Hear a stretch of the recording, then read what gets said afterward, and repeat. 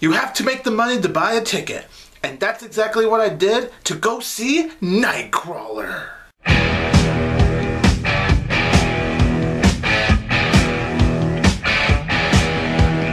Hey everybody, this is 22 Tiger Dude and I'm here to review the movie Nightcrawler. Nightcrawler stars Jake Gyllenhaal, Rene Russo, and Bill Paxton. And this film is about this man who is named Lou Bloom, played by Jake Gyllenhaal, who is really desperate for work, and he's willing to show what it takes to capture all of these footages of murders and all of those things that they put in the world of news media. So when he's out there taking risks, he's night crawling to take footages of all of these cases before the police even arrive.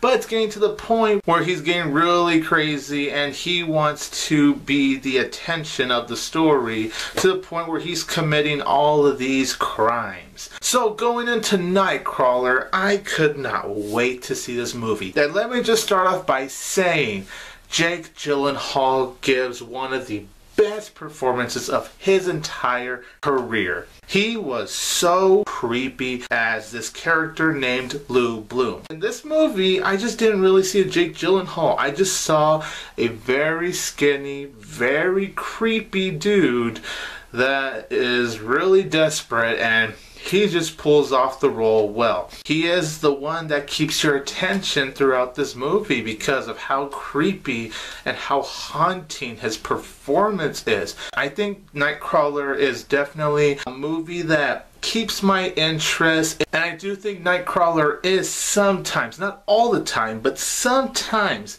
a very intense movie that really keeps my mind gripped, and it has me at the edge of my seat. The cinematography looks really beautiful, and there were times where the movie actually reminded me of Drive because of how it was shot and just how beautiful the locations looked in Nightcrawler. I just love the cinematography. Not only that, but the soundtrack gave me that Drive vibe. So I even think the soundtrack in Nightcrawler is absolutely terrific. There's also supporting characters like Rene Russo. She's good in this movie. Bill Paxton, not in the movie all that much, but you know, he's Bill Paxton and he's gonna do a good job with the movie. I didn't expect this, but the movie actually does have its sense of humor. Some of the humor I didn't quite catch. There's some of the humor where I'm kind of like, huh? But some of the humor actually does work for me, and when it works, it actually gives me a good laugh. The writing is very clever, it's very creative.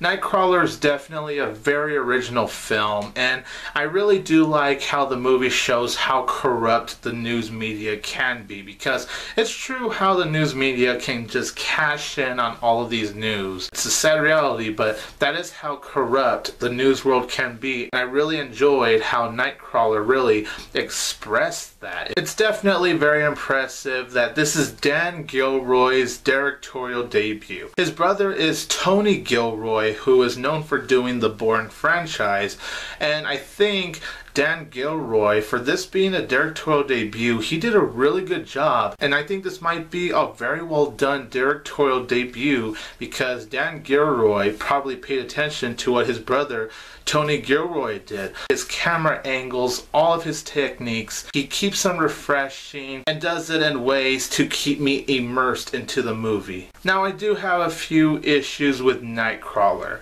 One of them is that Lou Bloom, he says these speeches about taking risks, how you just have to take chances in life. He says those speeches so many times to the point where it got repetitive. The way he delivers them each time were very well done, but I just really didn't like how the character was just beating me over the head with those repetitive speeches of, oh, like, I get it, I get it, I get it. I heard you the first time, I heard you the second time, I heard you the third time, I don't need to hear it again. Lou Bloom's partner, who is portrayed by Riz Ahmed. I'm sorry if I mispronounced that. He has a very likable character, and I like his character. But how the movie uses the character, it was quite underwhelming. I also did find the final 5 minutes of the movie to be very predictable. Like, I actually predicted 20 minutes before it was actually going to happen in the movie, and once it happened, I'm all like, I knew it.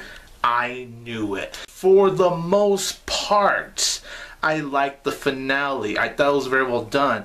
But it's just what happened in the final 5 minutes. It felt so unsatisfying. Without giving away the details on the ending, it was very misleading on the whole, taking chances in life. I was really disappointed with the ending of Nightcrawler. It just wasn't the ending I was hoping it would be, and it just wasn't the ending that quite delivered the payoff that the movie deserved. Overall though, I do think Nightcrawler is a very interesting movie. It's a very well-made movie, a good directorial debut with a great lead performance by Jake Gyllenhaal, along with good supporting performances. It's well written with the storyline. It's definitely one of the most original movies I've seen this year. I'm going to give Nightcrawler 3 out of 4 stars.